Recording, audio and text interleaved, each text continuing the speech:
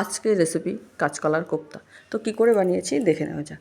প্রথমে আমি কাঁচকলাগুলোকে ভালো করে সেদ্ধ করে নিয়েছি। এরপর এর মধ্যে আমার লাগবে একটু কাজু কিশমিশ কুচি আর লঙ্কা কুচি। তারপর আমি কাঁচকলার মধ্যে দিয়ে দেবো একটা সেদ্ধ আলু। এটাকে আমি ভালো করে মেখে নেব। এটা ভালো করে মাখা হয়ে গেলে এর মধ্যে দেবো একটু হলুদ গুঁড়ো, একটু কাজু কিশমিশের কুচি, কাঁচা লঙ্কা কুচি আর দেবো জিরে গুঁড়ো আর একটু গরম মশলা। এরপর এটাকে ভালো করে মেখে কোপ্তার আকারে গড়ে নেব। আর লাগবে আমার কাজু আর পোস্তর পেস্ট। কোপ্তাগুলো তৈরি হয়ে গেলে এগুলোকে আমি ভালো করে তেলে ভালো করে ভেজে নেব লাল করে। কোপ্তা আমার ভাজা রেডি। এরপর আমি কড়াইয়ে তেল গরম করে এর মধ্যে দিয়ে দেবো একটু জিরে। এরপর এর মধ্যে দিয়ে দেবো আদা, জিরে, ধনে আর টমেটোর পেস্ট। তারপর দিয়ে দেবো হলুদ আর কাশ্মীরি লাল লঙ্কার গুঁড়ো আর দিয়ে দেবো পরিমাণ মতো লবণ। তারপর এটাকে বেশ ভালো করে কষাবো। কষানো হয়ে গেলে এর মধ্যে দিয়ে দেবো পোস্ত আর কাজুর পেস্টটা।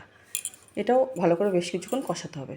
কষানো হয়ে গেলে এর মধ্যে দিয়ে দেবো পরিমাণ মতো জল আর দেবো কোপ্তাগুলো। নাড়াচাড়া করে নিতে হবে, নিয়ে দিয়ে দেবো একটু গরম মশলা গুঁড়ো।